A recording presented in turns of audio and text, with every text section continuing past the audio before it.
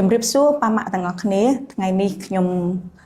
ភោគមនីជានាយិកានៃសាលាអប់រំពិសេសនៃការលូតលាស់សូមបន្តមេរៀនការពីលើកមុនដែលខ្ញុំបានផ្ញើសំណួរទៅប៉ាម៉ាក់ទាំងអស់គ្នាថាតើកុមារម្នាក់ដែលគាត់ធ្វើបង្ហាញអាកប្បកិរិយាអវិជ្ជមានតើគាត់មានគោលបំណងឬក៏អត់ដូច្នេះសង្ឃឹមថាប៉ាម៉ាក់ទាំងអស់គ្នានឹងមានគំនិតខ្លះៗនៅក្នុងសំណួរនេះចឹងខ្ញុំនឹងបង្ហាញគន្លឹះខ្លះៗថាតើគោលបំណងនៃការបញ្ចេញអាកប្បកិរិយាអវិជ្ជមានហ្នឹងគឺគាត់មានគោលបំណងអ្វីខ្លះអញ្ចឹងអ្នកទាំងអស់គ្នាដឹងហើយតាមធម្មតាមនុស្សម្នាក់បញ្ចេញអាកប្បកិរិយាចេញមកក្រៅតែងតែមានគោលបំណងអញ្ចឹងដូចគ្នានឹងកុមារដែលមានបញ្ហាអូទីសឹមគឺគាត់ក៏ចង់បង្ហាញអំពីគោលបំណងរបស់គាត់ដែរអញ្ចឹងទី1គឺយើងហៅថាគាត់ចង់បានរបស់អ្វីឬមួយក៏គាត់ចង់បានអ្វីមួយដែលគាត់ចង់គាត់ត្រូវការអញ្ចឹងនេះគឺជាអ្វីមួយដែលគាត់ត្រូវតែនៅពេលដែលគាត់អាចបង្ហាញអីបានគឺគាត់ត្រូវបង្ហាញអាកប្បកិរិយាអវិជ្ជមានចេញមកដើម្បីឲ្យយើងទាំងអស់គ្នាមើលថាតើយើងអាចផ្ដល់អ្វីទៅគាត់បាននេះគឺជាអ្វីសំខាន់មែនទែនគ្រប់គ្នាទាំងអស់មិនថាបញ្ហាអូទីសឹមឬក៏កុមារធម្មតាទេគឺនៅពេលដែលគាត់ចង់បានអីមួយហើយគាត់អត់បានដូចចិត្តគឺគាត់នឹងបង្ហាញអាកប្បកិរិយាអវិជ្ជមានចេញមកទី2នៅពេលដែលគាត់ចង់កិច្ចវេះពីស្ថានភាពមួយពីកិច្ចការមួយពីអ្វីមួយក៏គាត់នឹងបង្ហាញអាកប្បកិរិយាអវិជ្ជមានដែរទី3គឺគាត់ចង់បានចំណាប់អារម្មណ៍នេះមួយដែរដែលយើងត្រូវការគិតមួយទៀតគឺយើងដឹងហើយតកតងជាមួយនឹង sensory stimulation តកតងជាមួយនឹងញាណរបស់គាត់គឺមានក្មេងខ្លះគឺគាត់ចង់បានអារម្មណ៍ស្ងប់សុខដែលគាត់ចង់ធ្វើដូចចឹងឧទាហរណ៍ដែលខ្ញុំបានលើកការពីមេរៀនលើកមុនគឺក្មេងម្នាក់ដែលគាត់ចង់បានសម្លេងគឺគាត់ត្រូវការទះដៃរហូតនេះគឺជាអារម្មណ៍ស្ងប់សុខគាត់ផ្នែកញាណដែលគាត់ត្រូវការគឺតិចរបស់គាត់អញ្ចឹងនេះគឺជាអ្វីមួយដែលកុមារត្រូវការបង្ហាញហើយបញ្ចេញគាត់មានគោលបំណងរបស់គាត់មួយទៀតគឺគាត់ចង់ចេញឲ្យឆ្ងាយពីភាពឈឺចាប់ឬមួយក៏យើងដឹងហើយគ្រាន់តែគាត់ឃើញកន្លែងហ្នឹងគឺគាត់រត់ចេញឬមកគាត់យំអានេះដីភ្លាមគាត់ដឹងថាកន្លែងហ្នឹងប្រហែលជាអាចនឹងធ្វើឲ្យគាត់ឈឺចាប់ឧទាហរណ៍គាត់មានបទពិសោធន៍ជាមួយនឹងអ្នកដែលធ្លាប់នាំគាត់ទៅពេទ្យថ្មីឬមួយក៏មានបទពិសោធន៍នៅពេលដែលគាត់យកគាត់ទៅម៉ាស្សាឬមួយក៏អីគឺគាត់ឃើញកន្លែងហ្នឹងគឺគាត់ខ្លាចគាត់នេះហ្មងមួយទៀតគឺតកតងជាមួយនឹងការឆ្លើយតបទៅនឹងការឈឺចាប់ហើយនឹងការដែលមិនស្ងប់សុខដោយដែលខ្ញុំបានលើកពីមេរៀនមុនគឺកាលណាក៏អាចយើងមានថែកមួយនៅខាងក្រោយហ្នឹងគឺគាត់នៅអត់សុខទេគឺគាត់នឹងព្យាយាមធ្វើដដែលហើយនេះគឺជាអ្វីមួយដែលយើងត្រូវការយល់អំពីកូនយើងហើយមេរៀនលើកមុនគឺខ្ញុំបានបញ្ជាក់ច្បាស់ហើយកាលណាយើងយល់អំពីមូលហេតុដែលនៅពីក្រោមដែលធ្វើឲ្យមានអាកប្បកិរិយាទាំងអស់ហ្នឹងគឺកូនយើងកាន់តែប្រសើរអញ្ចឹងនេះគឺជាតួនាទីប៉ាម៉ាក់ក៏ដូចជាខ្ញុំដែលមានបទពិសោធន៍ផ្នែកហ្នឹងគឺខ្ញុំព្យាយាមយល់អំពីកូនខ្ញុំហើយខ្ញុំកត់ត្រានៅអ្វីដែលកើតឡើងហើយខ្ញុំនឹងវិភាគថាតើអ្វីដែលធ្វើឲ្យខ្ញុំយល់គាត់កាន់តែច្បាស់ជាងមុននេះគឺជាអ្វីដែលប៉ាម៉ាក់ត្រូវហ៊ានអំពីមេរៀននេះដើម្បីយើងជួយកូនឲ្យកាន់តែប្រសើរជាចុងក្រោយគឺមានន័យថាមានក្មេងមួយចំនួនគឺគាត់ចង់ឈ្នះទៅលើបរិយាកាសដែលគាត់ទៅដល់មកខ្ញុំមានក្មេងម្នាក់នៅក្នុងសាលាខ្ញុំគឺគ្រូមានន័យថាកិច្ចការដែលយើងដាក់ឲ្យគាត់គឺគាត់ធ្វើតាមមួយផ្លែតហើយតែសួរគាត់ជាក្មេងដែលមានបញ្ហាកប្បកិរិយាមានគឺគាត់ចង់ឈ្នះគ្រប់កលៈទេសៈទាំងអស់ហើយនេះគឺជាអ្វីមួយដែលយើងហៅថាគំនិតមួយដែលប្រកែមែនតើនៅសម្រាប់នេះហើយនេះគឺជាអ្វីដែលយើងអត់អាច control គាត់បានទេអញ្ចឹងហើយដែលសម្រាប់ក្មេងនេះគឺយើងពិបាកបរៀនគាត់មែនតើដោយសារគាត់ over control over environment តែម្ដងអានេះពិបាកមែនតើអញ្ចឹងខ្ញុំចង់ប្រាប់ប៉ាម៉ាក់វាអត់ងាយស្រួលទេក្នុងការធ្វើការជាមួយនឹងកុមារមានបញ្ហា autism ហើយសម្រាប់កុមារដែលមាន control over the environment មានន័យថាគ្រប់គ្រងលើគ្រប់បរិយាកាសទាំងអស់ដែលគាត់ជួបប្រទះហើយយើងដឹងហើយគឺឈ្នះគ្រប់គាត់ឈ្នះគ្រប់ទាំងអស់គាត់ចង់ឈ្នះគ្រប់រឿងទាំងអស់ណា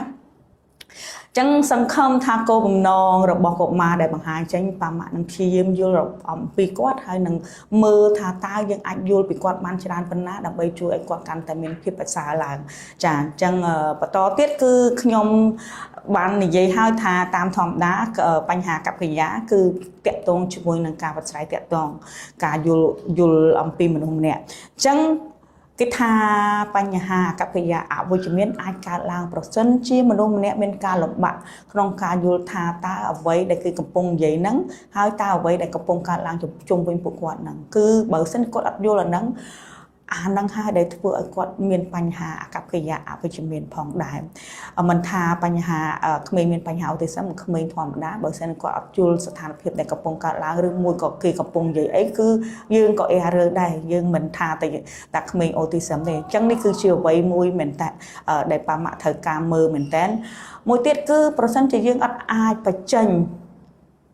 មានន័យថាយើងប្រាប់អ្នកដែលនោះអំពីអ្វីដែលយើងចង់បានឬអ្វីដែលយើងចង់ធ្វើហ្នឹង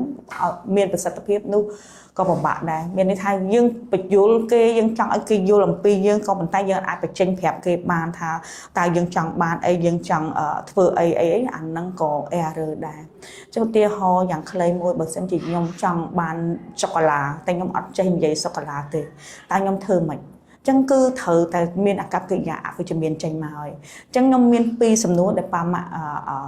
រិះគិតជាមួយគ្នាក្នុងនាមយើងជាមនុស្សធម្មតាវិញហើយសំណួរទាំងពីរនេះខ្ញុំនឹងគិតថាប៉ាម៉ាក់នឹងកាន់តែយល់បើសិនជាប៉ាម៉ាក់យកខ្លួនប៉ាយករឿងសំណួរនេះធ្វើជាខ្លួនយើងវិញឆ្លើយតបចំពោះខ្លួនយើងវិញយើងនឹងគិតថាអូតាមពិតកូនមានបញ្ហាអូទីសឹមគឺពិបាកអញ្ចឹងមែនអញ្ចឹងនេះគឺជាពីរសំណួរដែលខ្ញុំឲ្យប៉ាម៉ាក់រិះគិតហើយដើរតួខ្លួនឯងវិញថាតើប៉ាម៉ាក់នឹងមានការលំបាកបែបណាបើសិនជារឿងនោះជារឿងជាខ្លួនយើងវិញ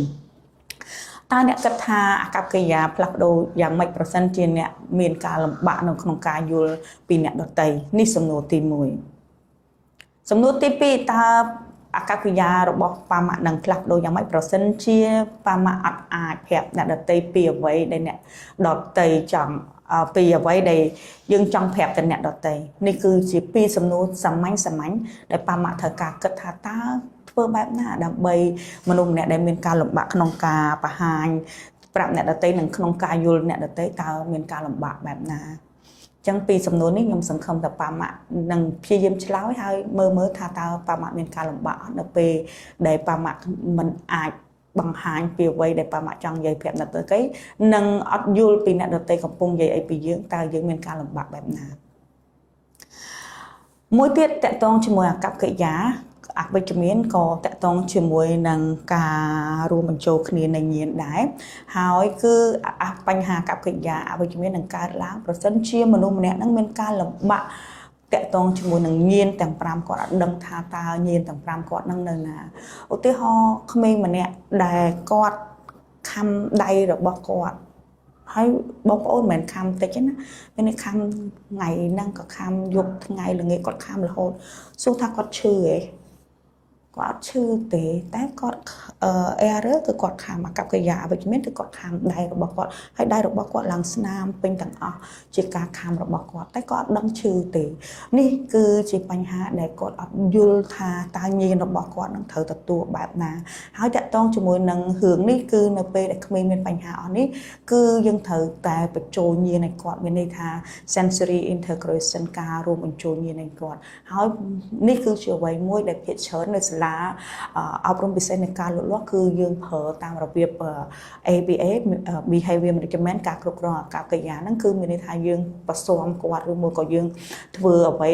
មិនមែនជារបៀប OT តែរបៀបគ្រប់គ្រងអកប្បកិរិយាមួយមានពាក់សមដៃឬមួយក៏មានលាបប្រេងកាឡាឬមួយក៏លាបអីដែលមានប៉ាម៉ាក់មួយចំនួនគាត់មានបទពិសោធន៍លើនឹងដែរអញ្ចឹងនេះគឺជាអ្វីមួយដែលប៉ាម៉ាក់ត្រូវការគិតមែនតើហើយសម្រាប់ក្មេងអស់នេះគឺមានន័យថាការដែលធ្វើឲ្យគាត់ដឹងអំពីញាណរបស់គាត់ឡើងវិញគឺពិបាកហើយនឹងចំណាយពេលវេលាយូរហើយសម្រាប់អ្នកខ្លះទៀតគឺខ្ញុំអាចនិយាយថាការដែលយើងធ្វើម៉ាស្សាគាត់ឲ្យគាត់មានដឹងញាណរបស់គាត់ឡើងវិញគឺជារឿងមួយដែលល្អបំផុតដែរអញ្ចឹងខ្ញុំចង់ឲ្យប៉ាម៉ាក់ទាំងអស់គ្នាយល់អំពីអាហ្នឹងអញ្ចឹងតកតងជាមួយនឹង communication ការប្រស័យតកតងហើយនឹងញាណរបស់មនុស្សយើងគឺក្មេងតែងតែមានបញ្ហាអកប្បកិរិយាអវិជ្ជមានកើតឡើងនេះគឺជាអ្វីមួយដែលប៉ាម៉ាក់ត្រូវការគិតហើយដូចខ្ញុំនិយាយអញ្ចឹងតកតងជាមួយនឹងការតកតងទៅនឹងញាណអកប្បកិរិយាញាណនេះគឺអ្នកទាំងអស់គ្នាត្រូវតែមានឧបករណ៍ណាដែលសមស្របទៅតាមអាយុដើម្បីកុំឲ្យអ្នកដទៃមើលមកកូនរបស់យើង ខុសគេផ្លាយពីគេនេះគឺជាអ្វីដែលខ្ញុំសូមសំណូមពរហើយបើសិនជាប៉ាម៉ាក់មានសំណួរតាក់ទងជាមួយបញ្ហាអស់នេះគឺប៉ាម៉ាក់អាចឆាតមកសួរបានដើម្បីពួកខ្ញុំអាចឆ្លើយតបហើយនឹងជួយប៉ាម៉ាក់ឲ្យកូនរបស់ប៉ាម៉ាក់កាន់តែប្រសើរជាងនេះទៅទៀតហើយខ្ញុំគិតថាអ្វីទាំងអស់គឺយើងរួមគ្នាយើងជាអាណាព្យាបាលដែលមានកូនមានបញ្ហាដូចគ្នាយើងជួយគ្នាដើម្បីធ្វើឲ្យស្រុកខ្មែរយើងមានចំណេះដឹងរឿងនេះក្នុងការជួយកុមារយើងដើម្បីឲ្យកុមារយើងអាចឈានទៅដល់ការចូលរួមនៅក្នុងសង្គមមួយហើយនេះគឺជាអ្វីមួយដែលយើងទាំងអស់គ្នាត្រូវតែធ្វើដើម្បីខ្មែរដែរ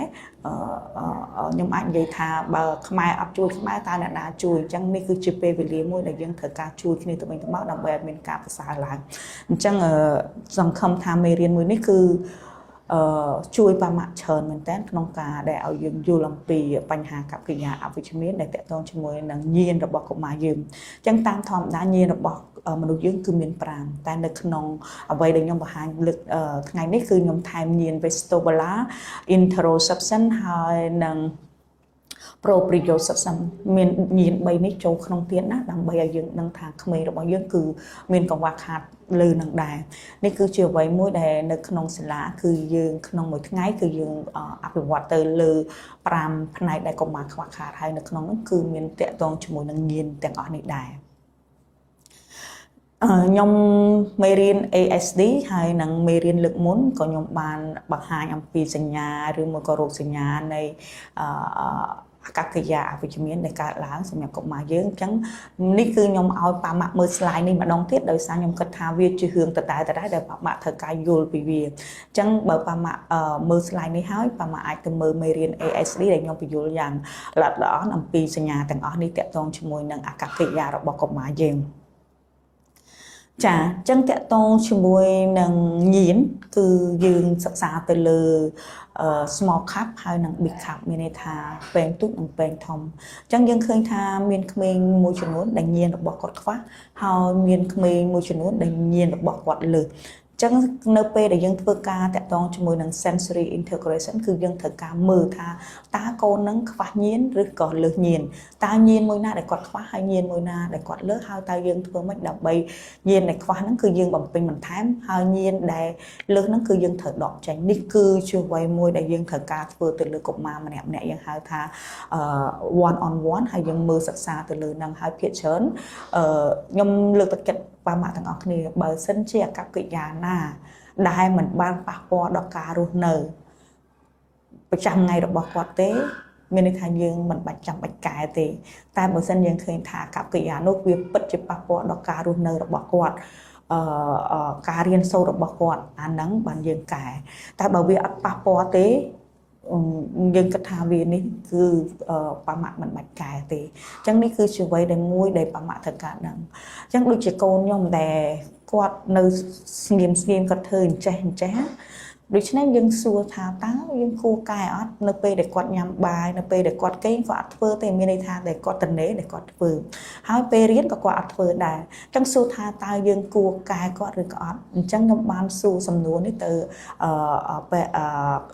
ដុកទ័រជំនាញនៅសិង្ហបុរីគាត់ថាអាកប្បកិរិយាណាដែលមិនបានប៉ះពាល់ដល់ការរស់នៅប្រចាំថ្ងៃរបស់គាត់ទេគឺយើងមិនបាច់កែទេអញ្ចឹងប៉ាម៉ាក់ត្រូវការវិភាគថាតើអាកប្បកិរិយាមួយណាដែលប៉ាម៉ាក់គួរកែសម្រាប់កូនយើងហើយបើសិនជាមិនបានប៉ះពាល់ទេដូចខ្ញុំបានសួរទៅសំណួរទៅដុកទ័រ Dennis Lai នៅសិង្ហបុរីអញ្ចឹងគឺយើងអត់ចាំបាច់កែទេអញ្ចឹងសម្រាប់កាឡាកូនរបស់ខ្ញុំផ្ទាល់គឺធ្វើអញ្ចឹងរហូតនៅពេលដែលគាត់តនេតែដល់ពណ៌សរសេរអក្សរគាត់ញ៉ាំបាយគាត់អីគាត់អត់តនេគឺគាត់អត់ធ្វើទេដូច្នេះនេះគឺជាអ្វីដែលខ្ញុំប្រាប់ប៉ាម៉ាក់ទាំងអស់គ្នាដែរចាដូច្នេះអ្វីដែលសំខាន់នៅក្នុងពេលនេះខ្ញុំអត់បន្តទេដោយសារខ្ញុំចង់បរៀនប៉ាម៉ាក់នៅមេរៀនក្រោយផ្ទាល់តាក់ទងជាមួយនឹងកម្មវិធីរបស់ ABA តាក់ទងជាមួយនឹងការគ្រប់គ្រងអាកប្បកិរិយាហើយមេរៀននេះគឺសំខាន់មែនទែនអញ្ចឹងខ្ញុំសង្ឃឹមប៉ាម៉ាក់នឹងចូលរួមស្ដាប់ខ្ញុំបន្ទាប់ទៀតការគ្រប់គ្រងអាកប្បកិរិយាតាម ABA តើគេធ្វើម៉េចអញ្ចឹងក្នុង ថ្ងៃនេះខ្ញុំសូមអរគុណសម្រាប់មេរៀនថ្ងៃនេះហើយអរគុណសម្រាប់ប៉ាម៉ាក់ដែលចូលមកស្ដាប់ហើយមើល channel របស់សាលាហើយសង្ឃឹមប៉ាម៉ាក់នឹងជួយបន្តការចែករំលែកមេរៀននេះទៅប៉ាម៉ាក់ផ្សេងៗដែលគាត់មានបញ្ហាដូចយើងដើម្បីឲ្យពួកគាត់មានចំណេះដឹងកាន់តែច្រើនក្នុងការជួយកូនគាត់ឲ្យមានភាពប្រសើរចឹងថ្ងៃនេះខ្ញុំម៉ានីសូមអរគុណហើយសូមជួយ subscribe ហើយនឹងជួយបន្តព័ត៌មានមេរៀនទាំងអស់គ្នាទៅកាន់ប៉ាម៉ាក់ទាំងអស់គ្នាផងចា៎ចឹងថ្ងៃនេះខ្ញុំសូមអរគុណច្រើន